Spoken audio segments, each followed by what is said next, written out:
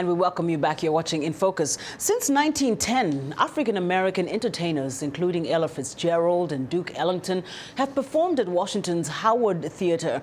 Since 1980, however, the Howard, located in a traditionally African-American neighborhood, sat in despair and was set to be destroyed. But the arts community united to save the facility and fully restore its grandeur. VOA's Chris Simkins has more on the comeback of the historic theater. The Howard Theater, a Washington, D.C. landmark, is reborn.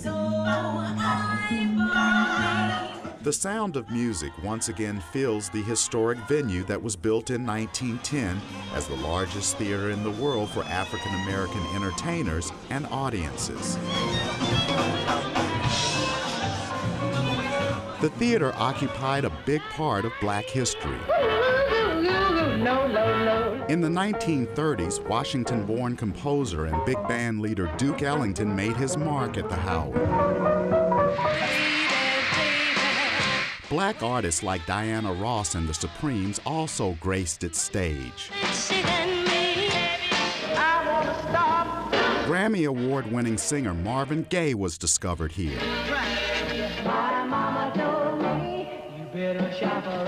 Smokey Robinson was a teenager when he first performed at the Howard.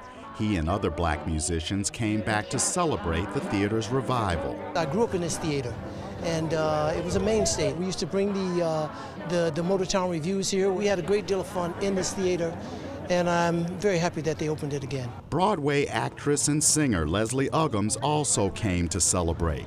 These kind of theaters, you really had to make your mark because the audiences took no prisoners.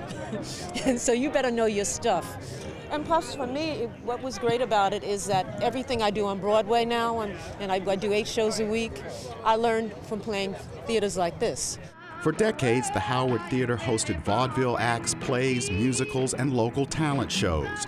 It was called Black Broadway. At a time of racial segregation, African Americans could only perform in certain venues. Letha Blunt lived 2 blocks away from the Howard. It was also a social destination for her. It was a ball. This was the Black Harlem. We used to dance in the street, dance in the show, in the theater. But during the 1968 race riots, the theater was looted. It reopened in 1975 as a National Historic Landmark, but only for a short time. For the last 30 years, it has sat empty and in total disrepair. 2 years ago, a massive renovation was launched aimed at restoring the theater's glory. Now the interior is state-of-the-art, with contemporary lighting, video screens, and a cabaret feel. At the ribbon cutting, the consensus was the project was a huge success. April and Edward Ellington came to see the theater where their father, Duke, thrilled audiences. I think they've done a magnificent job.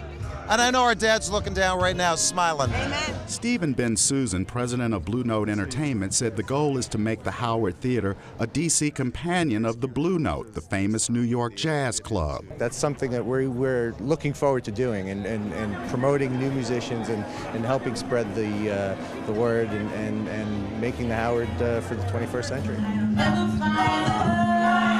Now that this grand theater has been reborn, the people who run the Howard Theater say it will continue to be a mecca for African American entertainers for generations to come.